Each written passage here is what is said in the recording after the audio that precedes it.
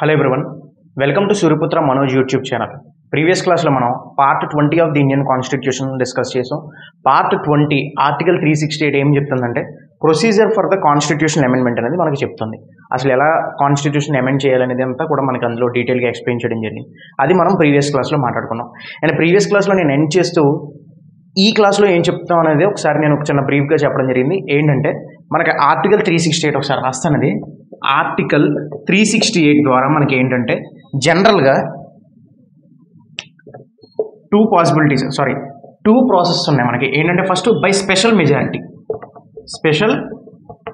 Majority అంటే చెప్పాను మీకు ఎలాగో 2/3 మెజారిటీ అని. ఇంకొక ప్రాసెస్ ఏంటి బై స్పెషల్ మెజారిటీ, ఇక్కడ వరకు ఓకే. తర్వాత అండ్ రాటిఫికేషన్ ఆఫ్ స్టేట్స్,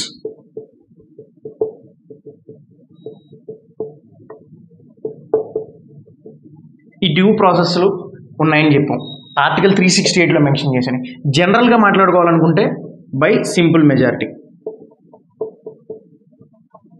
అంటే మీకు ఆల్రెడీ నేను ప్రీవియస్ క్లాస్లో నేను ఒకటి చెప్పాను. సింపుల్ మెజారిటీ ద్వారా మనం ఏ ప్రొవిజన్స్ అయితే మనం అమెండ్ చేస్తాం కాన్స్టిట్యూషన్లో అవి ఆర్టికల్ 368 స్కోప్ అనేది కవర్ చేయవు. ఎందుకంటే ఆర్టికల్ 368లో సింపుల్ మెజారిటీ ఈ ప్రాసెస్ అసలు మెన్షన్ చేయలేదు. అలా ఈ ప్రాసెస్ మెన్షన్ చేయడం వల్ల ఏమవుతుందంటే ఈ సింపుల్ మెజారిటీ ద్వారా మనం ఏమే ప్రొవిజన్స్ అయితే మనం అమెండ్ చేస్తామో అవి ఏవి కూడా ఆర్టికల్ 368 యొక్క స్కోప్లోకి రావు. మనకి ఓన్లీ ఈ రెండే వస్తాయి. జనరల్గా మాట్లాడుకుంటే ఈ 3 ప్రాసెస్లు ఉంటాయి. ఆర్టికల్ 368గా మాట్లాడాలంటే మనం ఈ 2 ప్రాసెస్లు ఉంటాయి. ఈరోజు ఏం చేద్దామంటే ప్రొవిజన్స్, కాన్స్టిట్యూషన్లో ఉన్నటువంటి ప్రొవిజన్స్ ఏ ప్రొవిజన్స్ ఏ ప్రాసెస్ ద్వారా, ఓకేనా, ఏ ప్రాసెస్ ద్వారా మనం అమెండ్ చేస్తాం కాన్స్టిట్యూషన్ అనేది మాట్లాడదాం. అంటే స్పెషల్ మెజారిటీ ద్వారా మనం ఏ ప్రొవిజన్స్ అమెండ్ చేయొచ్చు, స్పెషల్ మెజారిటీ అండ్ రాటిఫికేషన్ ద్వారా ఈ ఫెడరల్ ఫీచర్స్ అని చెప్పి అన్నాను. జనరల్గా ఫెడరల్ ఫీచర్స్ని మనం ఏం చేస్తామంటే స్టేట్స్ రాటిఫికేషన్ కూడా పంపుతాం. ఎందుకంటే ఫెడరల్ అంటే మనం ఆల్రెడీ తెలుసు, ఫెడరలిజం అంటే ఏంటంటే స్టేట్స్ కూడా మనకి ఇండిపెండెంట్ అథారిటీ ఉంటుంది. సో ఈ ఫెడరల్ ఫీచర్స్ని అమెండ్ చేసేటప్పుడు స్టేట్స్ యొక్క అసెంట్ కూడా కావాలి మనకి. సింపుల్ మెజారిటీ ద్వారా ఏ ప్రొవిజన్స్ మనం అమెండ్ చేయాలనేది ఒకసారి ఈరోజు ఒక డివిజన్ ఇద్దాం, క్లియర్ డివిజన్ అవ్వడానికి ట్రై చేద్దాం. ఫస్ట్ మనం సింపుల్ మెజారిటీతో మాట్లాడదాం.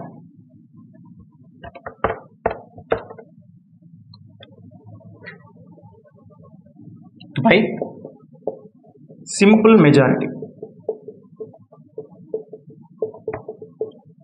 తెలుసు కదా, x/2 + 1 మెజారిటీ అంటే హాఫ్ ఆఫ్ ది అబోవ్ +1. ఇందులో మనకి పార్ట్ 1 అనేది కవర్ అవుతుంది. పార్ట్ 1 మనం మాట్లాడడం యూనియన్ అండ్ ఇట్స్ టెరిటరీ. ఇందులో ఏమేమి ఆర్టికల్స్ ఉన్నాయి, ఆర్టికల్ 1 to 4 అనేది union and its territory part 1 గురించి డిస్కస్ చేస్తాయని చెప్పాం. ఇందులో మనం ఏవైతే ప్రొవిజన్స్ని అమెండ్ చేస్తామో అవన్నీ కూడా సింపుల్ మెజారిటీ ద్వారానే అమెండ్ చేస్తాం. For example creation of new స్టేట్స్ని క్రియేట్ చేయడం అనమాట. అంటే ఏంటి, ఒక స్టేట్ని 2 స్టేట్స్ కింద కానీ 1 2 3 4 స్టేట్స్ కింద కానీ స్ప్లిట్ చేయడం, లేదా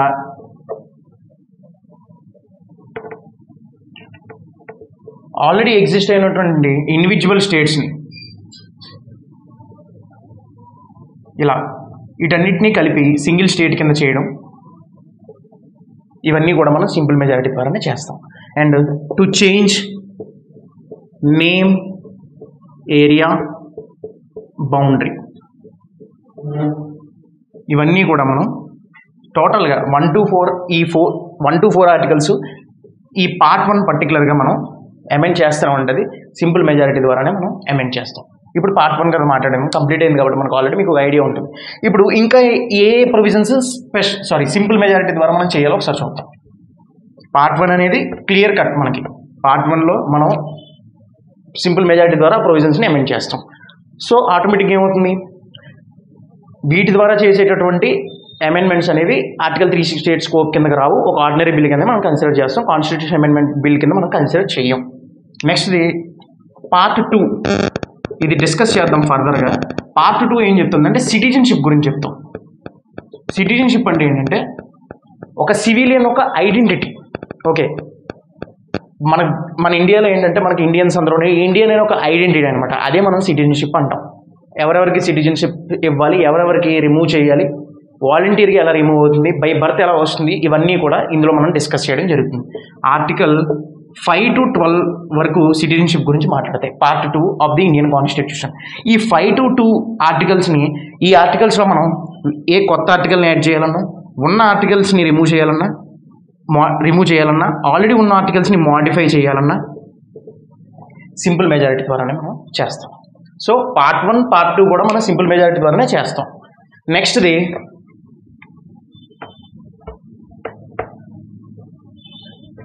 ఆర్టికల్ 100. ఆర్టికల్ 100 ఏం చెప్తుందంటే నార్మల్గా కోరం గురించి డిస్కస్ చేస్తాం. మనం క్రాష్ కోర్స్లో ఫర్దర్గా దీని గురించి డీటెయిల్గా మాట్లాడదాం. కోరం అంటే ఏంటంటే మినిమం మెంబర్స్ ఉండాలన్నమాట. The minimum representatives required to proceed the house proceedings, దాన్ని మనం కోరం అంటాం. అది లోక్సభకి కోరం ఉంటుంది, రాజ్యసభకి కోరం ఉంటుంది. అంటే లోక్సభలో మినిమం ఇంత మెంబర్స్ ఉండాలి, అప్పుడే మనకి హౌస్ అనేది ప్రొసీడ్ అవుతుంది, లేకపోతే ఆ రోజు ఆగిపోతుంది హౌస్ అనేది. దాన్ని ఈ మినిమం మెంబర్స్ని మనం కోరం అని అంటాం. నెక్స్ట్ రాజ్యసభకి కోరం ఉంటుంది, స్టేట్స్కి కూడా ఇండివిజువల్ కోరం ఉంటుంది. ఈ కోరం యొక్క కౌంట్ మార్చాలన్నా, తగ్గించాలన్నా, పెంచాలన్నా, లేకపోతే నార్మల్గా మాడిఫై చేయాలన్నా కూడా మనం సింపుల్ మెజారిటీ ద్వారా చేస్తాం. 1/10 ఉంటుంది మనకి యాక్చువల్లీ కోరం అనేది పార్లమెంట్కి, అంటే లోక్సభకి, రాజ్యసభకి. ఫర్ ఎగ్జాంపుల్ 543 మెంబర్స్ కదా మనకి, 543/10 55 మెంబర్స్, మినిమం 55 మెంబర్స్ ప్రెజెంట్ అయి ఉండాలి. ఆ హౌస్ యొక్క ప్రొసీడింగ్స్ అనేది, వాటి యొక్క డ్యూటీస్ అది కంటిన్యూ చేసుకోవడం కోసం ఎంపీస్ అనేది, లెజిస్లేచర్ అనేది. ఓకే, సేమ్ 245 కదా మనకి, మినిమం ఎంత నార్మల్గా 25 మెంబర్స్ అలా ఉండాలన్నమాట. ఇది మనకి కోరం అనమాట. ఈ కోరం యొక్క మాడిఫై చేయాలన్నా కూడా మనకి సింపుల్ మెజారిటీ ద్వారా మనం చేస్తాం.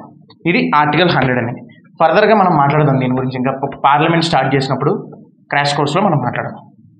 నెక్స్ట్ పాయింట్ ఏంటంటే ఆర్టికల్ 169 ఏం చెప్తుంది? ఆర్టికల్ 169 ఏం చెప్తుంది అంటే లెజిస్లేటివ్ కౌన్సిల్ అనమాట.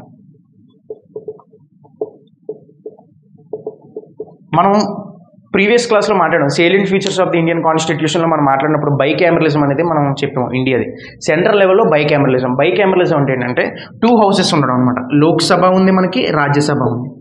సో బైకామరలిజం మనకి సెంట్రల్లో బైకామరలిజమే. మరి స్టేట్స్లో బైకామరలిజం ఉందా అంటే నేను అప్పుడు చెప్పాను ఆల్రెడీ. కొన్ని స్టేట్స్ బైకామరలిజం ఫాలో అవుతాయి, చాలా తక్కువ స్టేట్స్ అనమాట. ఎక్కువ స్టేట్స్ అన్నీ కూడా యూనికామరలిజమే. ఇక్కడ ఏంటి, లోక్సభ అనేది పీపుల్స్ హౌస్, ఓకేనా. ఇది కౌన్సిల్ ఆఫ్ స్టేట్స్, మనకు తెలుసు ఇది కౌన్సిల్ ఆఫ్ స్టేట్స్. అలాగా నార్మల్గా మనకి కూడా స్టేట్లో ఉంటుంది. స్టేట్లో మనకి కామన్గా ఉండేది ఏంటి, హౌస్, అసెంబ్లీ అనేది కామన్గా ఉంటుంది. అన్ని స్టేట్స్లో అసెంబ్లీ కామన్గా ఉంటుంది. కానీ ఇది యూనికామరలిజం అవుతుంది. ఏ స్టేట్స్లో అయితే అసెంబ్లీ ఒకటే ఉంటుంది. బైకామరలిజం ఉన్నప్పుడు ఏమవుతుంది, కౌన్సిల్ కూడా ఉండాలి, లెజిస్లేటివ్ కౌన్సిల్ ఉండాలి. లెజిస్లేటివ్ కౌన్సిల్ ఉన్నప్పుడే అది బైకామరలిజం అవుతుంది. ఈ లెజిస్లేటివ్ కౌన్సిల్ని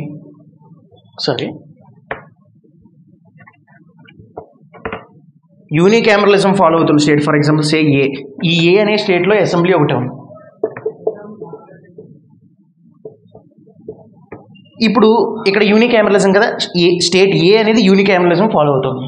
సో ఇక్కడ బైకామరలిజం చేయాలంటే లెజిస్లేటివ్ కౌన్సిల్, సెకండ్ హౌస్ అనమాట, అప్పర్ హౌస్ అనేది క్రియేట్ చేయాలన్నా, ఓకేనా, కౌన్సిల్ క్రియేట్ చేయాలన్నా, లేదా ఇంకొక స్టేట్ బి ఉందనుకోండి, ఇక్కడ అసెంబ్లీ అనేది కామన్. ఈ కౌన్సిల్ ఆల్రెడీ ఎగ్జిస్ట్ అయి ఉంది, ఈ కౌన్సిల్ని రిమూవ్ చేయాలన్నా కూడా అది సింపుల్ మెజారిటీ ద్వారా మనం రిమూవ్ చేసేయచ్చు అనమాట.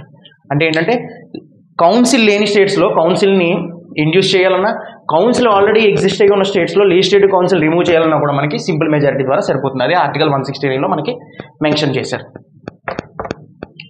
నెక్స్ట్ది షెడ్యూల్ 2. ఈ షెడ్యూల్ 2 దేని గురించి మాట్లాడుతుందంటే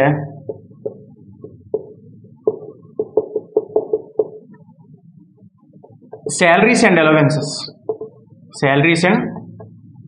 allowances of constitutional bodies.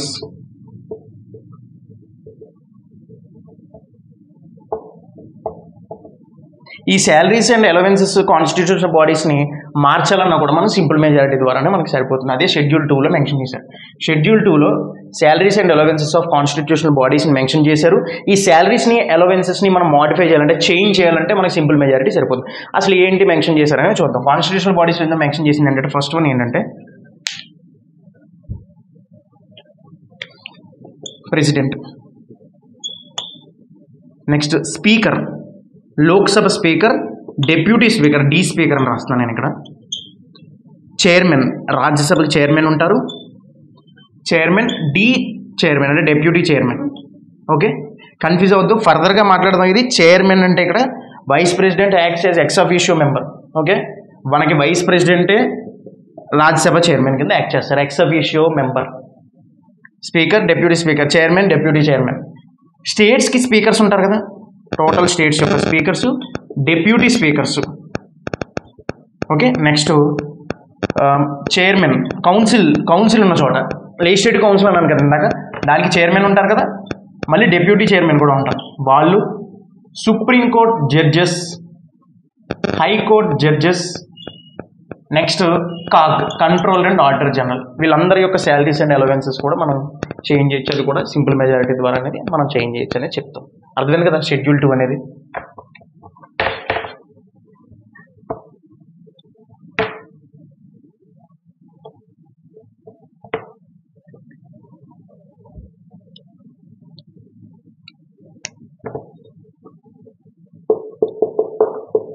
Schedule 5 and 6. Schedule 5, schedule 6 దేని గురించి చెప్తున్నాయంటే administration of tribal and scheduled areas గురించి డిస్కస్ చేస్తాం. అడ్మినిస్ట్రేషన్లో ఏమైనా చేంజెస్ తీసుకురావాలన్నా కూడా అది సింపుల్ మెజారిటీ ద్వారా మనకి సరిపోతుంది. అంటే షెడ్యూల్ 4, 5ని 6ని కూడా మనం సింపుల్ మెజారిటీ ద్వారా మనం అమెండ్ చేయొచ్చు. నెక్స్ట్ది, ఇందులో సింపుల్ మెజారిటీ ద్వారా మనం అమెండ్ చేయగలిగే ఇంకొక ప్రొవిజన్ ఏంటంటే క్రియేషన్ ఆఫ్, జాగ్రత్తగా చూడండి, creation of legislative assembly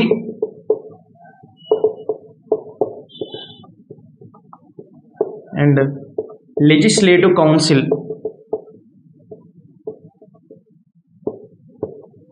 in UTs, union territories అన్నమాట. యూనియన్ టెరిటరీస్లో లెజిస్లేటివ్ అసెంబ్లీ క్రియేట్ చేయాలన్నా, లెజిస్లేటివ్ కౌన్సిల్ క్రియేట్ చేయాలన్నా కూడా అది సింపుల్ మెజారిటీ ద్వారా పార్లమెంట్ అనేది చేయొచ్చు. అర్థమైంది కదా. ఇప్పటివరకు మనం ఏంటంటే కాన్స్టిట్యూషన్లో ఏ ప్రొవిజన్స్ అనేవి సింపుల్ మెజారిటీ ద్వారా అమెండ్ చేయగలం అనేది మాట్లాడడం. నెక్స్ట్ ఏంటంటే స్పెషల్ మెజారిటీని మాట్లాడడం ఒకసారి. ఇవి మెయిన్ పాయింట్స్ మనకి. Special majority,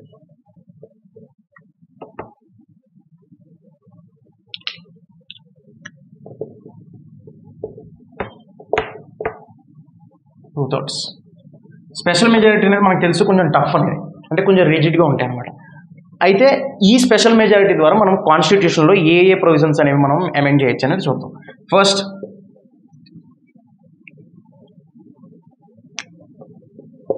part 3 fundamental rights.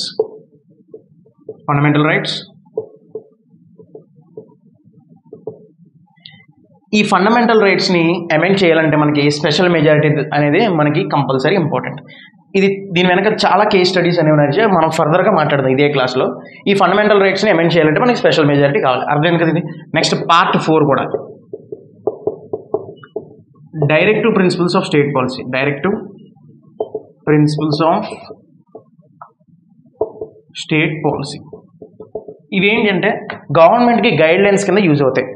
ఒక స్టేట్ని ఒక వెల్ఫేర్ స్టేట్గా కన్వర్ట్ చేయాలంటే, ఓకేనా, ఇన్ఈక్వాలిటీస్ని తగ్గించడం ఈ directive principles of state policy ద్వారానే మనకి యూజ్ అవుతాయి అనమాట. అంటే ఇందులో మేము మెన్షన్ చేసినట్టు కొన్ని ప్రొవిజన్స్, గవర్నమెంట్ అనేది ఇంప్లిమెంటేషన్ అనమాట, ప్రాసెస్ ఆఫ్ ఇంప్లిమెంట్ చేయడం, సో ఆ ఇన్ఈక్వాలిటీస్ని తగ్గించడం, స్టేట్ని వెల్ఫేర్ స్టేట్గా మార్చడం, ఇవన్నీ కూడా డైరెక్టివ్ ప్రిన్సిపల్స్. ఇవి గైడ్ లైన్స్ కింద గవర్నమెంట్కి యూజ్ అవుతాయి. ఫండమెంటల్ రైట్స్ అంటే ఏంటంటే నార్మల్గా ఫ్రీడమ్ అనమాట. నార్మల్గా కొన్ని రైట్స్, బేసిక్ రైట్స్ ఉంటాయి మనకి. ఆ బేసిక్ రైట్స్ అనేవి సిటిజన్స్కి ఎప్పుడైతే మనం ప్రొవైడ్ చేస్తామో ఆ సిటిజన్ అనే అతను ఏంటంటే హోలిస్టిక్ పర్స్పెక్టివ్లో డెవలప్ అవడానికి చాలా వరకు ఛాన్సెస్ ఉంటాయి. ఓకే, ఎప్పుడైతే పార్లమెంట్ అనేవి కట్ చేసింది అనుకోండి, ఫర్ ఎగ్జాంపుల్ ఇది స్పెషల్ కాదు, సింపుల్ మెజారిటీతోనే ఫండమెంటల్ రైట్స్ అమెండ్ చేసేయచ్చు అనుకోండి, చాలా ఈజీగా అయిపోతుంది, వన్ సైడెడ్ అయిపోతుంది అనమాట. అంటే ఆర్బిటరీ కింద యాక్ట్ చేసే ఛాన్సెస్ చాలా ఉన్నాయి పార్లమెంట్ అనేది. అందుకని దీన్ని స్పెషల్ మెజారిటీ ద్వారానే అమెండ్ చేయాలని చెప్పేసి చెప్పడం జరిగింది. అర్థమైందిగా. స్పెషల్ మెజారిటీ అంటే నార్మల్గా 2 హౌసెస్ ఉన్నాయనుకోండి, ఇక్కడ 2/3 పాస్ అవ్వాలి, మళ్ళీ ఈ హౌస్ దగ్గర 2/3 పాస్ అవ్వాలి, అప్పుడు ప్రెసిడెంట్ అప్రూవల్ దగ్గరికి వెళ్ళాలి. ఇది ఫండమెంటల్ రైట్స్ కాబట్టి కంపల్సరీ జ్యుడిషియల్ రివ్యూ స్కోప్లో అనేది మనకు కవర్ అవుతుంది. మళ్ళీ అక్కడ చెకింగ్ అనమాట.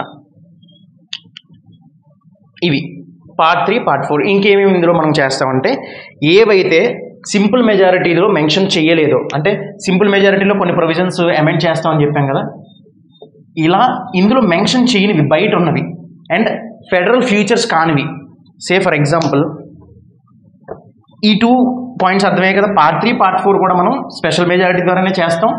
ఇంకా ఏమేమి చేస్తామంటే స్పెషల్ మెజారిటీ ద్వారా, సే ఫర్ ఎగ్జాంపుల్ ఇది సింపుల్ మెజారిటీ ద్వారా చేస్తున్నాం అనుకోండి. ఈ ప్రొవిజన్స్ అనేవి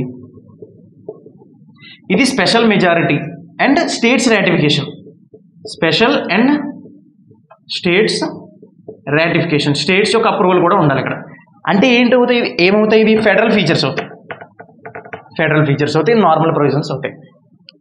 ఇక్కడ మనం ఏం మాట్లాడాం, మీడియంగా మనకి ఏమున్నాయి, స్పెషల్ మెజారిటీ. ఇక్కడ మనం కొన్ని ప్రొవిజన్స్ అనేవి మెన్షన్ చేసుకున్నాం. ఇలాగే మనం ఏమైనా చేయాలి, సింపుల్ మెజారిటీతో కొన్ని ప్రొవిజన్స్ మెన్షన్ చేస్తాం, ఫెడరల్ ఫీచర్స్ ఓన్లీ. ఓకేనా. ఇక్కడ ఏంటి, పార్ట్ 3 అండ్ 4, ఈ పార్ట్ 3 పార్ట్ 4 ఇక్కడ కొన్ని మెన్షన్ చేసుకున్నాం, ఇక్కడ కొన్ని మెన్షన్ చేసుకున్నాం, ఇంకా కొన్ని మెన్షన్ చేయని ఉన్నాయి కదా ఇక్కడ. ఈ ప్రొవిజన్స్ ఇక్కడ మెన్షన్ చేయని ప్రొవిజన్స్, సింపుల్గా చెప్పాలంటే ఏ ప్రొవిజన్స్ అయితే సింపుల్ మెజారిటీ ద్వారాను and special majority with ratification ద్వారా అమెండ్ చేయలేమో అవన్నీ కూడా మనం స్పెషల్ మెజారిటీ ద్వారానే అమెండ్ చేయాలి. అంటే అర్థమైంది కదా. నేను ప్రీవియస్ క్లాస్లో ఎండింగ్లో చెప్పాను మీకు, majority of the provisions of the Indian constitution can be amended through special majority only అదనమాట. సో దీనికి ఎక్కువ స్కోప్ ఉంటుంది. సో ఇది చూడండి, ఇక్కడ ఎలా ఉందనుకోండి, కొన్ని ప్రొవిజన్స్, ఇక్కడ కొన్ని ప్రొవిజన్స్ ఉన్నాయి, ఈ మధ్యకు చాలా ఎక్కువ ప్రొవిజన్స్ అనేవి ఉంటాయి. అర్థమైందా. ఓవర్ ల్యాపింగ్ అనమాట మనకి జరగదు ఇక్కడ. అర్థమైంది కదా. ఇది మనకి స్పెషల్ మెజారిటీ ద్వారా. ఇప్పుడు స్పెషల్ మెజారిటీ విత్ రాటిఫికేషన్ చూద్దాం. Special majority and ratification of states and ratification of states. ఇందులో మనకి first point president election, president election process. మనకి ప్రెసిడెంట్ ఎలక్షన్ అనేది అన్ని ఎలక్షన్స్లో ఉండదు, మనకి కొంచెం డిఫరెంట్గా ఉంటుంది. ఒక ఎలక్టోరల్ కాలేజ్ అనేది మనకి సపరేట్గా ఉంటుంది. ఆ ఎలక్టోరల్ కాలేజ్లో మెంబర్స్కి ఓకేనా ఓటు వేసే అధికారం అనేది మనకు ఉంటుంది. సో ఇక్కడ ఏంటంటే ఈ ప్రెసిడెంట్ని ఎలక్ట్ చేసుకోవడంలో స్టేట్స్ కూడా ఇన్వాల్వ్ అవుతాయి. ఫెడరల్ ఫీచర్ స్టేట్స్ ఇన్వాల్వ్ అవుతున్నాయి కాబట్టి ఫెడరల్ ఫీచర్, స్టేట్స్కి ఒక ఛాన్స్ ఇచ్చాం కాబట్టి ఇక్కడ ఫెడరల్ ఫీచర్ అవుతుంది. సో ఈ ఎలక్షన్ని మార్చే ఇష్యూ ఏదైనా ఉందనుకోండి, ఈ ఎలక్షన్స్లో ఉన్నటువంటి ప్రొవిజన్స్ ఏమైనా మార్చాలనుకున్నారు అనుకోండి ఇప్పుడు ఫ్యూచర్లోనే, అప్పుడు స్టేట్స్ రాటిఫికేషన్ కూడా కంపల్సరీ అవసరం. ఎందుకంటే ఇక్కడ స్టేట్స్ కూడా ఇక్కడ పవర్ ఉంది, ప్రెసిడెంట్ని డిసైడ్ చేసే పవర్ అనేది. బట్ ఏంటంటే నార్మల్ పార్లమెంట్స్ అంత పవర్ ఏం కాదు కానీ, బట్ వీళ్ళు కూడా పార్టిసిపేట్ చేస్తున్నారు కదా president ఎలక్షన్లోని.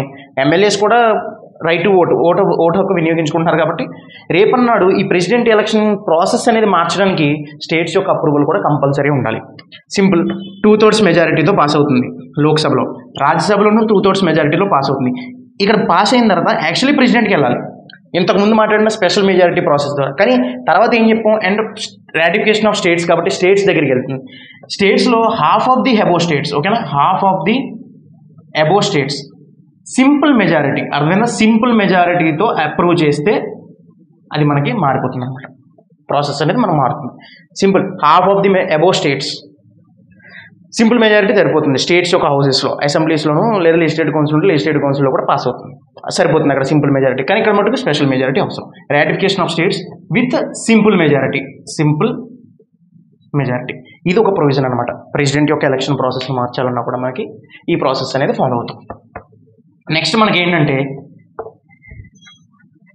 Central executive స్కోప్ని పెంచాలన్నా, central executive స్కోప్ని పెంచాలన్నా కూడా మనకి ఏమవుతుందంటే స్టేట్స్ యొక్క రాటిఫికేషన్ కావాలి. ఎందుకు, ఈ సెంట్రల్ ఎగ్జిక్యూటివ్ స్కోప్ పెంచామనుకోండి స్టేట్ ఎగ్జిక్యూటివ్లో కూడా ఇన్వాల్వ్ అయ్యే ఛాన్స్ ఉంటుంది, ఓవర్లాప్ అవుతుంది కాబట్టి కంపల్సరీ స్టేట్స్ యొక్క రాటిఫికేషన్ కూడా కావాలి. నెక్స్ట్ పాయింట్ ఏంటంటే ఆర్టికల్ 368 కాన్స్టిట్యూషనల్ అమెండ్మెంట్ ప్రొసీజర్ని మార్చాలన్నా కూడా స్టేట్స్ యొక్క పర్మిషన్ అనేది ఉండాలి, అసెంట్ అప్రూవల్ అనేది స్టేట్స్ యొక్క అప్రూవల్ ఉండాలి మనకి. సో ఇక్కడ దాకా అర్థమైంది కదా. నెక్స్ట్ పాయింట్ ఏంటంటే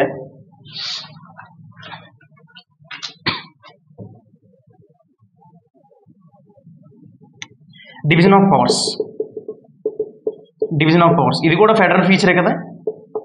డివిజన్ ఆఫ్ పవర్స్ సెంటర్కి స్టేట్కి డివిజన్ ఆఫ్ పవర్స్ చేయాలన్నా కూడా స్టేట్స్ యొక్క రాటిఫికేషన్ అనేది కావాలి ఇక్కడ.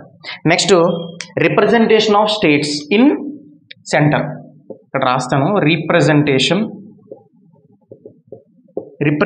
Of states in parliament. సింపుల్గా చెప్పాలంటే సెంటర్ మీన్స్ పార్లమెంట్, అది లోక్సభలో కావచ్చు రాజ్యసభలో కావచ్చు. ఆ అడ్జస్ట్మెంట్స్ చేయాలన్నా కూడా స్టేట్స్ యొక్క అప్రూవల్ ఉండాలి. లేకపోతే ఏమవుతుందంటే లోక్సభలో రిప్రజెంటేషన్ తగ్గిపోతుంది, స్టేట్స్ యొక్క వాయిస్ అనేది తగ్గుతుంది. అంటే ఫెడరల్ ఫీచర్ అనేది ఇక్కడ దెబ్బతింటాం. ఫెడరల్ ఫీచర్ యొక్క స్కోప్ తగ్గడం వల్ల ఇది ఫెడరల్ ఫీచర్గా మనం కన్సిడర్ చేస్తున్నాం కాబట్టి కంపల్సరీ స్టేట్స్ యొక్క రాటిఫికేషన్ కూడా మనకి కావాలి. సో ఇవి మనకి టోటల్గా మనకి 3 ప్రాసెస్లు ఉన్నాయని చెప్పాం. జనరల్గా ఆర్టికల్ ప్రకారంగా 368 ప్రకారంగా 2 process, special majority and special majority ratification with states, ratification of states. మనం జనరల్గా సింపుల్ మెజారిటీ ద్వారా చేసేవైతే ఇందులో స్కోప్లోకి రావని చెప్పాం. సో ఈ 3 ప్రాసెస్ల ద్వారా జనరల్గా జరిగే ఇవన్నీ కూడా మనకి అమెండ్మెంట్స్ అనమాట. సో నేను ఇప్పటి వరకు నేను ఏం చేశానంటే ఒక డివిజన్ అనేది ఇచ్చాను, ఏ ప్రొవిజన్స్ అనేవి ఎందులోకి వెళ్తాయి అనేది. అర్థమైందా?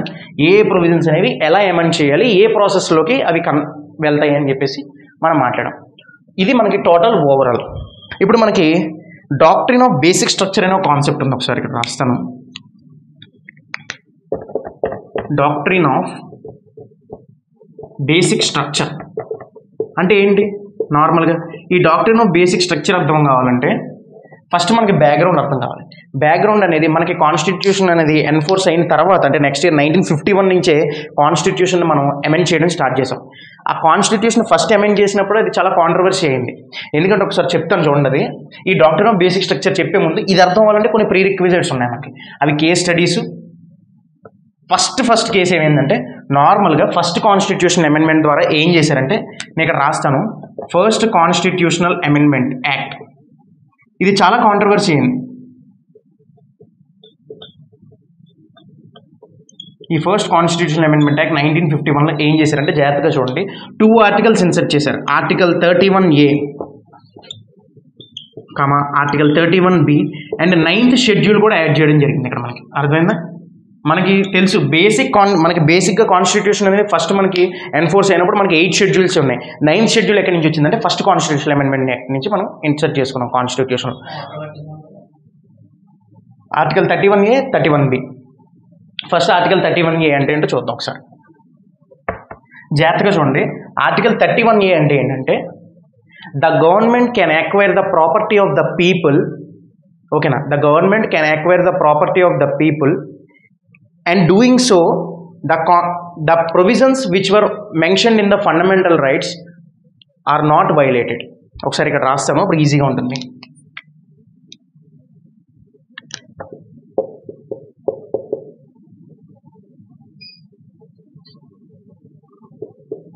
Government can acquire the property of the people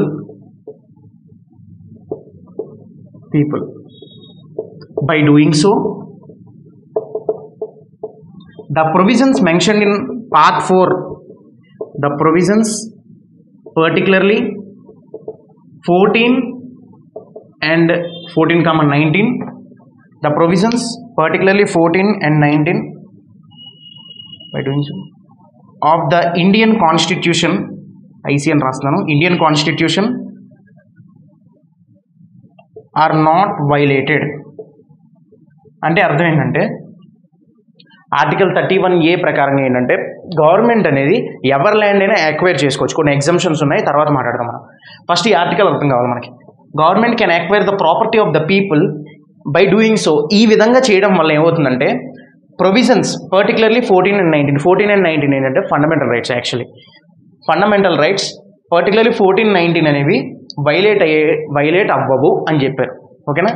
violate అవ్వడానికి ఛాన్స్ లేదు. అర్థమైందా? ఇది government can acquire the property of the people. Government అనేది పీపుల్స్ యొక్క ప్రాపర్టీ ఎప్పుడైనా తీసుకోవచ్చు, కొన్ని ఎగ్జంప్షన్స్ ఉన్నాయి. కానీ అలా చేయడం వల్ల ఫండమెంటల్ రైట్స్లో part 3 of the constitution fundamental రైట్స్లో పర్టికులర్గా ఆర్టికల్ 14, 19 అనేవి వైలేట్ అవ్వవు అని చెప్పారు. అర్థమైంది కదా? అండ్ 31B కూడా మాట్లాడదు, ఎందుకంటే దీనికి ఇంటర్లింకే అది కూడా. ఎందుకు అసలు ఇంత ఆర్బిటరీగా వన్ సైడ్గా చేశారనేది దానికి కూడా ఒకసారి రీజన్ చూద్దాం. 31B కూడా ఇన్సర్ట్ చేశారు. 31B ఏంటంటే none of the acts placed under schedule 9 CHEDULE Schedule 9 violates the Part 3 of the Indian Constitution. Part 3 అంటే కన్ఫ్యూజ్ అవ్వకండి. Part 3 అంటే ఫండమెంటల్ రైట్స్ మనకి. Part 3 of the Indian Constitution IC and judicial review is not possible. It is not possible. చూడండి జాగ్రత్తగాని. None of the acts placed under schedule 9. Schedule 9లో ఏ acts అయితే మనం ప్లేస్ చేస్తామో అవి పార్ట్ 3ని వైలేట్ చేయవు. అర్థమైందా? అలా వైలేట్ అయ్యిందని చెప్పేసి సుప్రీంకోర్టుకి వెళ్ళడానికి వీల్లేదు. అండ్ పర్టికులర్గా జ్యుడిషియల్ రివ్యూ అనేది ఇక్కడ పాసిబుల్ అవ్వదు. ఏ యాక్ట్స్ అయితే 9th షెడ్యూల్లో ప్లేస్ చేస్తామో అవి జ్యుడిషియల్ రివ్యూ స్కోప్లోకి రావు. అంటే సుప్రీంకోర్టు అనేది ఎగ్జామిన్ చేయొచ్చు ఒక యాక్ట్ని, అది కరెక్టా కాదా, ఆ యాక్ట్లో ఎంత ఫెయిర్నెస్ ఉంది, అదేనా ఫండమెంటల్ రైట్స్ని, సిటిజన్స్ యొక్క ఫండమెంటల్ రైట్స్ని వైలేట్ చేస్తుందా, అబ్రిట్ చేస్తుందా, ఏంటి ఆర్బిటరీగా చేశారా ఏంటి అనేది చెక్ చేయొచ్చు. ఆ చెక్ చేసే పవర్ అంటే ఆ జ్యుడిషియల్ రివ్యూ అనేది ఇక్కడ ఛాన్స్ తీసేశారు ఇక్కడ. అంటే ఇంకా 9th షెడ్యూల్ అనేది జ్యుడిషియల్ రివ్యూ స్కోప్లోకి రాదు ఇంకా. సో ఏదో ఒక యాక్ట్ చేసేయడం ఆర్బిటరీగా చేసేసి దాన్ని తీసుకొచ్చేసి షెడ్యూల్ 9లో పెట్టేయచ్చు. అప్పుడు ఏమవుతుంది? జ్యుడిషియల్ రివ్యూ పాసిబుల్ అవ్వదు, ఆటోమేటిక్గా వన్ సైడ్ అయిపోతుంది మొత్తం అంతా. అర్థమైందా? ఇది ఆర్టికల్ 31 క్లాస్ బి. అర్థమైంది కదా? ఏ యాక్ట్స్ అయితే 9th షెడ్యూల్లో ప్లేస్ చేస్తామో అవి part 3 of the constitution violate అయ్యాయి అని చెప్పేసి సుప్రీంకోర్టుకి వెళ్ళడానికి లేదు. అర్థమైందా? అండ్ పర్టికులర్గా లాస్ట్లో కూడా చెప్పారు, వెళ్ళినప్పటికీ కూడా జ్యుడిషియల్ రివ్యూ అనేది పాసిబుల్ కాదు. అర్థమైందా? జ్యుడిషియల్ రివ్యూ అంటే ఆల్రెడీ మనం ప్రీవియస్ క్లాస్లో మాట్లాడాం. పార్లమెంట్ యొక్క చేసినటువంటి లాస్ని, యాక్ట్స్ని, ఫెయిర్నెస్ని చెక్ చేసి అది కాన్స్టిట్యూషన్కి లేదా కాన్స్టిట్యూషన్ ఉన్న ప్రొవిజన్స్కి పర్టికులర్గా ఫండమెంటల్ రైట్స్కి యాంటీగా ఉంటే అది అన్కాన్స్టిట్యూషనల్ అనేది సుప్రీంకోర్టు అనేది జడ్జిమెంట్ అనేది ఇవ్వచ్చు. దాన్ని మనం జ్యుడిషియల్ రివ్యూ అంటాం జనరల్గా. సో ఇది ఆర్టికల్ 31B 31A. సో కాంట్రవర్సీగానే ఉన్నాయి కదా ఆటోమేటిక్గా ఫస్ట్ కాన్స్టిట్యూషన్ అమెండ్మెంట్ యాక్ట్ ద్వారా. 9th షెడ్యూల్ కూడా మనం 9th షెడ్యూల్ అసలు ఎందుకు ఏం పెట్టారు అసలు 9th షెడ్యూల్లో అంత కాంట్రవర్సీ అవ్వడానికి ఏంటంటే 9th షెడ్యూల్లో ల్యాండ్ రిఫార్మ్స్ పెట్టారు మనకి. 9th షెడ్యూల్లో ల్యాండ్ రిఫార్మ్స్. ఈ ల్యాండ్ రిఫార్మ్స్ ఏంటంటే నార్మల్గా మనకు అప్పుడు ఏంటంటే సోషలిస్టిక్ ప్రిన్సిపల్స్ అనేవి బాగా ఎక్కువ ఉంటుంది. సోషలిజం అనేది ఉండేది మన ఇండియాలో. అంటే ఏంటంటే ల్యాండ్ అనేది ఎవరి దగ్గర అయితే ఎక్కువగా ఉందో అది స్ప్లిట్ చేసి గవర్నమెంట్ తీసేసుకుని స్ప్లిట్ చేసి పూర్ పీపుల్కి అనేది డిస్ట్రిబ్యూట్ చేయొచ్చు అనమాట. అర్థమైందా? So well being of people అనేది డెవలప్ అవుతుంది, ఇన్ఈక్వాలిటీ అనేది తగ్గుతుంది. గవర్నమెంట్ అనేది అందుకనే యాక్చువల్లీ 31A 31B అనేది తీసుకొచ్చింది. పర్టికులర్లీ 9th షెడ్యూల్ అనేది తీసుకొచ్చింది. ఇందులో ల్యాండ్ రిఫార్మ్స్ మనకు మెన్షన్ చేయడం జరిగింది. ఎక్కడైనా సరే సెంట్రల్ గవర్నమెంట్ కానీ స్టేట్ గవర్నమెంట్ కానీ వాటి యొక్క పరిధిలో ఉన్నటువంటి ఆ ఏరియాలో ఉన్నటువంటి జమీందారీ సిస్టమ్, సింపుల్గా చెప్పాలంటే అగ్రేరియన్ సెక్టర్లో అంటే అగ్రికల్చర్ సెక్టర్లో రిఫార్మ్స్ అనమాట ఇవన్నీ కూడా. అండ్ పర్టికులర్గా జమీందారీ సిస్టమ్ని అబాలిష్ చేయడానికి ఇదంతా కూడా సో ఇది 9th షెడ్యూల్. ఈ 9th schedule article 31A 31B అనేది వీటికి ఇవన్నీ కూడా ఆటోమేటిక్గా ఫండమెంటల్ రైట్స్కి యాంటీగా ఉందని చెప్పేసి మనకి ఏమైందంటే Shankari Prasad versus union of India case అనేది రేజ్ అయింది. శంకరీ ప్రసాద్ అనేది జమీందార్ అనే అతను కోర్టుకి వెళ్ళడం జరిగింది. జనరల్గా అప్పుడు ఏమైందంటే ఈ ల్యాండ్ రిఫార్మ్స్ అనేవి ప్లేస్ చేసినప్పుడు కొంతమంది పేట్రియోటిజంతో చాలామంది జమీందార్స్ అనేవాళ్ళు ఏంటంటే ల్యాండ్ని ఇచ్చేశారు. జనరల్గా పూర్ పీపుల్ అందరికీ డిస్ట్రిబ్యూట్ చేశారు. వాళ్ళు కూడా ఇండియానే వెల్ బీయింగ్ అనేది డెవలప్ అవ్వాలి, పీపుల్ కూడా డెవలప్ అవ్వాలి మన చుట్టూ ఉన్న వాళ్ళు అని చెప్పేసి గవర్నమెంట్ యొక్క ఈ యొక్క యాక్ట్స్ని గౌరవిస్తూ అంటే రెస్పెక్ట్ చేస్తూ ఇచ్చేశారు.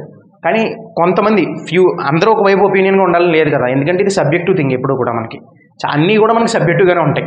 సో ఇక్కడ కూడా అలాగే జరిగింది. కొంతమందికి అది లేకపోవడం, ఇష్టం అవ్వకపోవడం, అప్పుడు ఈ శంకరీ ప్రసాద్ అనే అతను జమీందారు మనకి సుప్రీంకోర్టు అప్రోచ్ అవ్వడం జరిగింది. అప్పుడే మనకి Shankari Prasad versus union of India case అనేది మనకి రేజ్ అయింది. ఈ Shankari Prasad versus union of India case 1951. అసలు ఏం జరిగింది? ఈ Shankari Prasad versus union of India కేసులో ఈ సుప్రీంకోర్టు ఏం జడ్జిమెంట్ ఇచ్చిందంటే పార్లమెంట్కి ఫేవర్గానే ఇచ్చింది. అంటే ఏంటంటే ఈ కేసులో పర్టికులర్గా సుప్రీంకోర్టు ఏం చెప్పిందంటే parliament enjoys two type of powers. First power ఏంటంటే ordinary legislative power. Second power ఏంటంటే కాన్స్టిట్యూషనల్ అమెండ్మెంట్ పవర్. ఇక్కడ రాస్తాను నేను అది. ఆర్డినరీ లెజిస్లేటివ్ పవర్,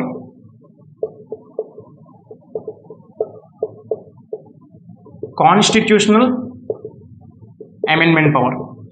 ఏం చెప్పిందంటే 2 పవర్స్ని ఎక్స్ప్లెయిన్ చేసింది. యాక్చువల్లీ పార్లమెంట్కి 2 టైప్ ఆఫ్ పవర్స్ ఉంటాయి, ordinary legislative power, constitutional amendment power.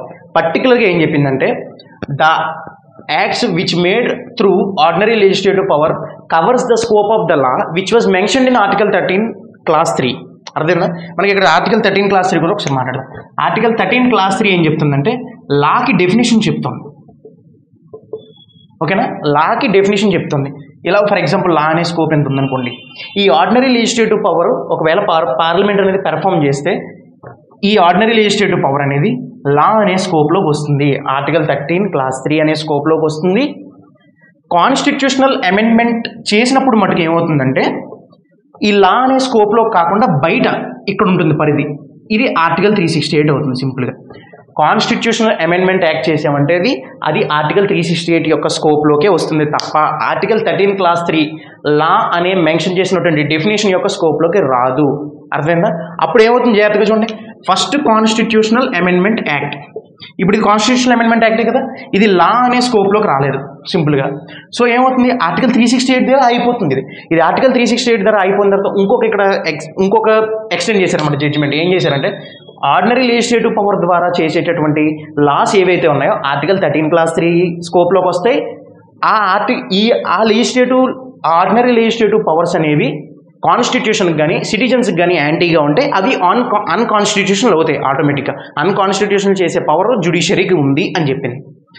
Constitutional amendment అనేది ఆర్టికల్ 368 స్కోప్లోకి వెళ్తుంది కాబట్టి అది లా అనే పరిధిలోకి రాదు కాబట్టి దాన్ని మనం అన్కాన్స్టిట్యూషన్ అనలేము అని చెప్పేసి judicial review not possible for constitutional amendments అనేది చెప్పేసింది సింపుల్గా. అర్థమైంది కదా? ఇది Shankari Prasad versus union of India కేసులో ఇక్కడ ఏమైందంటే జడ్జిమెంట్ జాగ్రత్తగా చూడండి. శంకరి ప్రసాద్ అనే అతని కంటే పార్లమెంట్కే ఫేవర్గానే వచ్చింది కదా మరి ఇక్కడ జడ్జిమెంట్. సో ఇది యూజ్ చేసిన కాన్స్టిట్యూషన్ అమెండ్మెంట్ మొత్తం కాన్స్టిట్యూషన్ అమెండ్ చేయొచ్చు పార్లమెంట్ తనకి నచ్చినట్టుగా, అంతే కదా. సో ఇప్పుడు దీనికి కౌంటర్గా ఏమైందంటే తర్వాత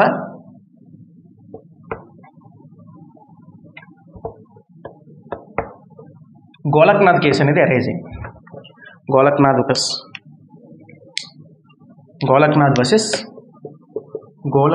వర్సెస్ స్టేట్ ఆఫ్ పంజాబ్ 1967. ఈ కేసు పర్టికులర్గా ఏం చెప్పిందంటే దాని యొక్క కంటిన్యూషన్ ఈ కేసు అనమాట.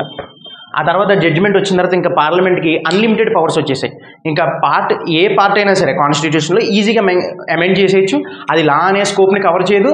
సో అది సిటిజన్స్కి యాంటీ అయినా సరే అన్కాన్స్టిట్యూషనల్ అనడానికి లేదు, జ్యుడిషియల్ రివ్యూకి పాసిబుల్ లేదు, అంతే కదా. దాని యొక్క కంటిన్యూషన్ గోలక్నాథ్ కేసు. ఈ కేసులో ఏం చేసిందంటే సుప్రీంకోర్టు అనేది దాని యొక్క ప్రీవియస్ జడ్జిమెంట్ అంటే Shankari Prasad versus union of India కేసుని ఓవర్ రూల్ చేసింది. ఏం చెప్పింది, ఈ యొక్క కేసు ప్రకారంగా ఏంటంటే గోలక్నాథ్ కేసులో parliament cannot amend the constitution at any cost any provision of the constitution including fundamental rights. అంటే ఏంటంటే parliament can't amend the constitution including fundamental rights.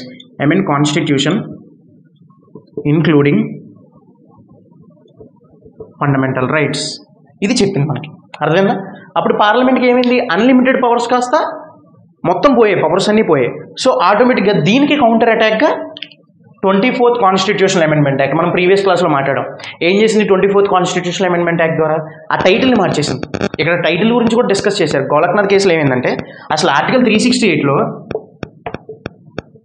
Procedure for the constitutional amendment act అనే ఉంది, procedure for the constitutional amendment ఉంది తప్ప ఇక్కడ పార్లమెంట్కి కాన్స్టిట్యూషన్ని amend చేసే అధికారం ఎక్కడ మెన్షన్ చేశారు, పార్లమెంటే కాన్స్టిట్యూషన్ని అమెండ్ చేయగలదని ఎక్కడ మెన్షన్ చేశారు అని క్వశ్చన్ వేసింది ఇక్కడ గోలక్నాథ్ కేసు అనేది గవర్నమెంట్కి.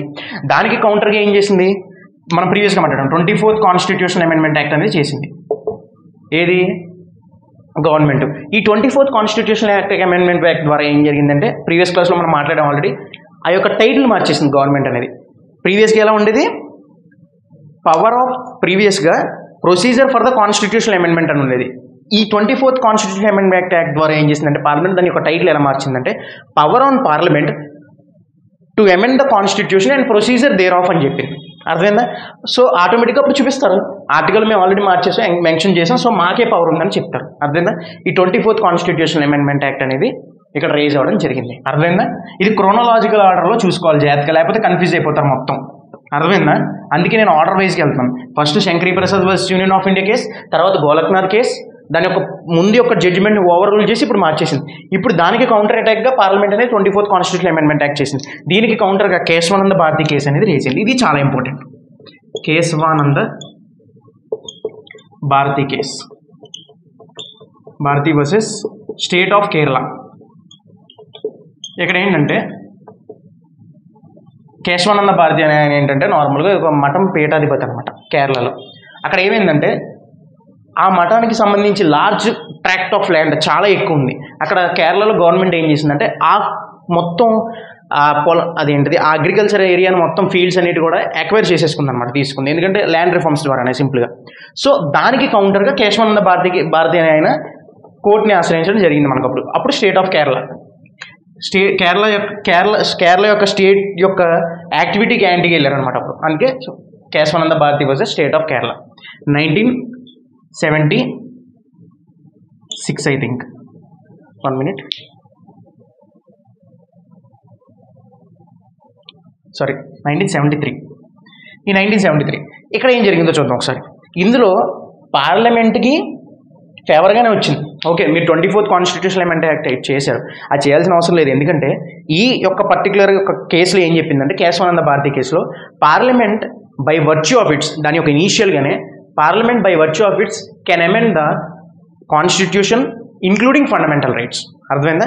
But it doesn't disturbs the basic structure of the constitution. ఇక్కడ చూడండి టెర్మినాలజీ కొత్తది వచ్చింది, బేసిక్ స్ట్రక్చర్.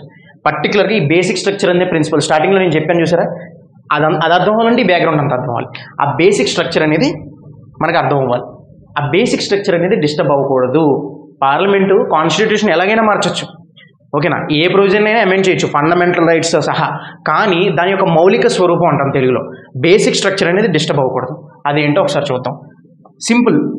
ఈ కేసులో parliament by virtue of its can amend the constitution in any area including fundamental rights, but it doesn't disturb the basic structure. ఇప్పుడు basic structure అంటే ఏంటో చూద్దాం ఒకసారి. బేసిక్ స్ట్రక్చర్ ఏంటంటే ఇది ఒక లీగల్ ప్రిన్సిపల్ అనమాట. Doctrine of basic structure, doctrine of basic structure ఇది ఒక లీగల్ ప్రిన్సిపల్ అనమాట. ఒక లీగల్ డాక్యుమెంట్లో కొన్ని యూనిక్ ఫీచర్స్ ఉంటాయి. ఆ యూనిక్ ఫీచర్స్ని లెజిస్లేచర్ అనేది ఎట్టి పరిస్థితుల్లోనూ అమెండ్ చేయలేదు, చేయకూడదు కూడా. అర్థమైందా? It is a legal principle of a legal document. It is a, నేను ఇక్కడ రాస్తున్నాను, legal principle of legal document which reflects the, ఇక్కడ రాస్తాను, the unique features of the constitution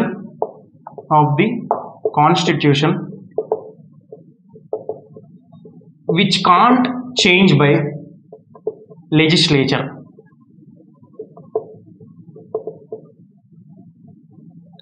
ఓకేనా? ఒక లీగల్ డాక్యుమెంట్ అంటే కాన్స్టిట్యూషన్ విచ్ రిఫ్లెక్ట్ చేస్తుంది ఏంటవి యూనిక్ ఫీచర్స్. కొన్ని యూనిక్ ఫీచర్స్ అనేవి ఉంటాయి అన్నమాట. ఆ యూనిక్ ఫీచర్స్ని కాన్స్టిట్యూషన్లో లెజిస్లేచర్ అనేది ఎట్టి పరిస్థితుల్లోనూ చేంజ్ చేయలేరు. అర్థమైందా? అదే బేసిక్ స్ట్రక్చర్ అంటే.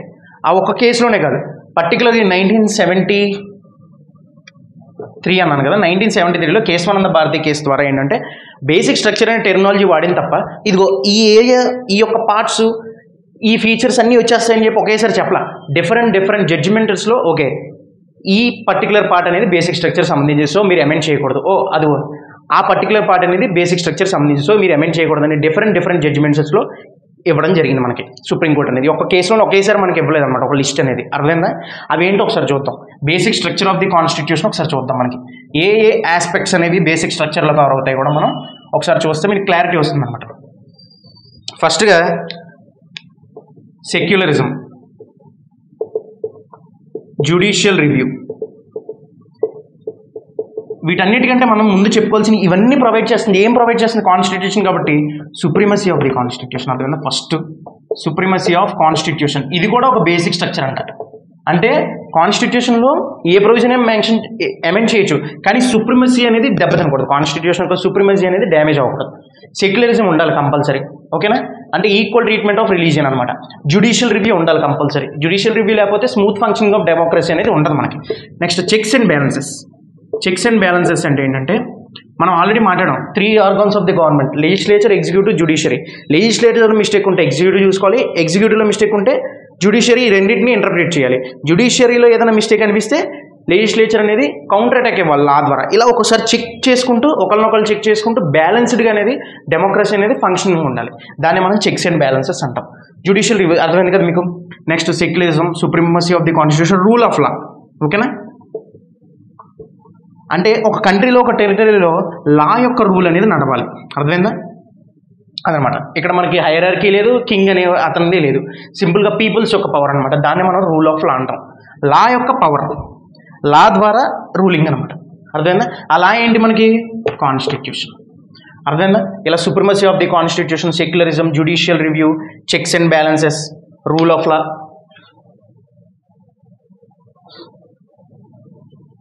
ఇంకొన్ని మెన్షన్ చేశారు మనకి. ఇండిపెండెంట్ జ్యుడిషియరీ, అప్పుడే కదా మనకి చెక్స్ అండ్ బ్యాలెన్సెస్ అనేది మనకి ప్రివేల్ అవుతుంది. Independent judiciary. నెక్స్ట్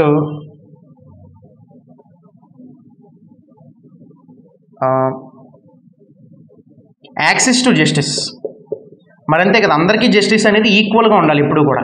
అర్థమైందా? Equality of law. అర్థమైందా?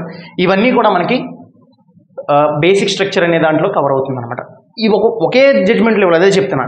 ఒక్కొక్క జడ్జ్మెంట్లో సుప్రీంకోర్టు అనేది ఇండికేట్ చేసింది, ఓకే ఈ పార్ట్ ఏది బేసిక్ స్ట్రక్చర్ ఆఫ్ కాన్స్టిట్యూషన్కి సంబంధించింది, సో మీరు అమెండ్ చేయడానికి సరిపోరు అని చెప్పేసి ఒక్కొక్క ప్రొవిజన్ని లేదా ఒక్కొక్క ఈ టర్మ్స్ని ఒక్కొక్క జడ్జిమెంట్స్లో ఇవ్వడం జరిగింది. ఇదే మనకి basic structure of the constitution. Of course Kesavananda Bharati case, ఆ కేశవానంద భారతి అనేటువంటి మఠ పీఠాధిపతి ఈ కేసులో ఓడిపోయినప్పటికీ కూడా ఈ పర్టికులర్గా కాన్స్టిట్యూషన్కి ఒక సేఫ్ గార్డ్ కింద యూజ్ అయ్యారు మనకి. అంతే కదా మరి, లేదంటే పార్లమెంట్ ఆర్బిటరీగా చేయొచ్చు. ఈ బేసిక్ స్ట్రక్చర్ అనే కాన్సెప్ట్ రావడం వల్ల ఇదంతా మనకి కాన్స్టిట్యూషన్కి ఒక సేఫ్ గార్డ్స్ కింద కవర్ అయ్యిందనమాట మనకి. అర్థమైందా? ఇది మనకి బ్యాక్గ్రౌండ్ అనమాట, basic structure of the constitution. చాలా ఇంపార్టెంట్ ఇది. కేశవానంద భారతి కేసు అనేది ఒక ల్యాండ్ మార్క్ జడ్జిమెంట్ అసలు సుప్రీంకోర్టు ఇచ్చింది. అర్థమైందా? సో ఫైనల్గా మనకి ప్రీవియస్గా 8 షెడ్యూల్స్ ఉన్నాయని మాట్లాడాం కదా, 12 ఎలా అయ్యో ఒక్కసారి చూద్దాం. 9th schedule land reforms, first CAA constitutional amendment act ద్వారా ఇన్సర్ట్ చేసాం. 10th షెడ్యూల్ ఏంటంటే anti defection law, 52nd constitutional amendment act. 11th schedule panchayats, 73rd CAA constitutional amendment act. 12th schedule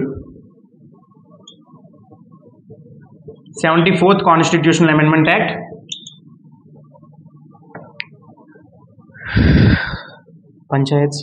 municipalities. ఓకేనా? ఇక్కడ రాస్తాను, కొంచెం క్లారిటీగా ఉంటుంది. దూరత్వం ల్యాండ్ రిఫార్మ్స్. ఇదిగో చూసారా, ఈ ల్యాండ్ రిఫార్మ్స్ 9th షెడ్యూల్ వల్లే ఇంత ఇష్యూ వచ్చిందనమాట మొత్తం అంతా కూడా. యాక్చువల్లీ కేశవానంద భారతి కేసులో సింపుల్గా చెప్పేసింది, జ్యుడిషియల్ రివ్యూ అనేది ఉంటుంది. అర్థమైందా? బేసిక్ స్ట్రక్చర్ అనేది డిస్టర్బ్ అవ్వకూడదు. సో ఆటోమేటిక్గా ఇప్పుడున్న సిచ్యువేషన్ ఏంటంటే అన్నీ కూడా మనకి ఏంటంటే జ్యుడిషియల్ రివ్యూలో కవర్ అయిపోతాయి మనకి. Land reforms, anti defection law అంటే ఏంటంటే పార్టీ ఫిరాయింపుల చట్టం అనమాట. ఏంటంటే పాలిటిక్స్ అనేవి మనకు తెలిసిందే కదా, స్టేబుల్గా ఉండవు. ఎప్పుడు ఏది స్టేబుల్గా ఉండదు మనకి. పర్టికులర్ పాలిటిక్స్లోకి వచ్చేసరికి ఏమవుతుందంటే పవర్ ఎక్కడైతే సెంట్రలైజ్ ఉంటుందో అక్కడ జంపింగ్స్ అనేవి ఎక్కువగా ఉంటాయి. అది ఎక్కువ అయింది ఒకనొక టైంలో ఎక్కువ అయ్యేసరికి అది దానికంటే ఒక సొల్యూషన్ ఇవ్వాలని చెప్పేసి కంట్రోల్ చేయడం కోసమే ఈ యాంటీ డిఫెక్షన్ లా అనేది 10th షెడ్యూల్ ద్వారా ఇన్సర్ట్ చేశారు. అంటే కాన్స్టిట్యూషన్ స్టేటస్ ఇచ్చారు. కాన్స్టిట్యూషన్ స్టేటస్ ఇస్తే దానికంటే ఒక క్వశ్చనింగ్, ఒక పవర్ ఉంటుంది. ఒక సింపుల్ లా ద్వారా అనుకోండి దాన్ని వైలేట్ చేసే ఛాన్స్ ఉంటుంది. కాన్స్టిట్యూషన్ స్టేటస్ ఇస్తే కొంచెం దానికంటూ కొన్ని ఇంప్రిజన్మెంట్స్, పనిష్మెంట్స్ ఉంటాయి దానికి. అందుకని కాన్స్టిట్యూషన్ స్టేటస్ ఇచ్చారు యాంటీ డిఫెక్షన్ లా అనేది. ఇదేంటంటే పంచాయతీరాజ్ సిస్టమ్ అనమాట. అంటే ఏంటంటే నార్మల్గా గ్రౌండ్ లెవెల్ నుంచి మనకి పవర్ అనేది డీసెంట్రలైజ్ అయి ఉండాలి. మన ప్రాబ్లమ్స్ మనమే సాల్వ్ చేసుకోవాలి. ఎప్పుడు స్టేట్ సెంట్రల్ కాదు, కింద విలేజ్ లెవెల్లో కూడా రూట్ కాజ్ తెలుసుకుని ప్రతి ఒక్క ప్రాబ్లం మనమే సాల్వ్ చేసుకోవాలని చెప్పేసి, పవర్ అనేది డీసెంట్రలైజ్ ఉండాలని చెప్పేసి పంచాయతీరాజ్ సిస్టమ్ని ఇంట్రడ్యూస్ చేయడం జరిగింది, పంచాయతీ సిస్టమ్. నెక్స్ట్ మున్సిపాలిటీస్, ఇది కూడా. సో ఇలాగ డిఫరెంట్ కాన్స్టిట్యూషనల్ అమెండ్మెంట్స్ యాక్ట్స్ ద్వారా ఈ 4 షెడ్యూల్స్ అనేవి మనకి యాడ్ చేయడం జరిగింది. సో ఈరోజు క్లాస్ ఇది అర్థమైంది అనుకుంటున్నాను. ఈ వీడియో మీకు నచ్చినట్లయితే లైక్ చేయండి, షేర్ చేయండి అండ్ సబ్స్క్రైబ్ చేయండి మా ఛానల్ని. మమ్మల్ని సపోర్ట్ చేయండి. Thank you.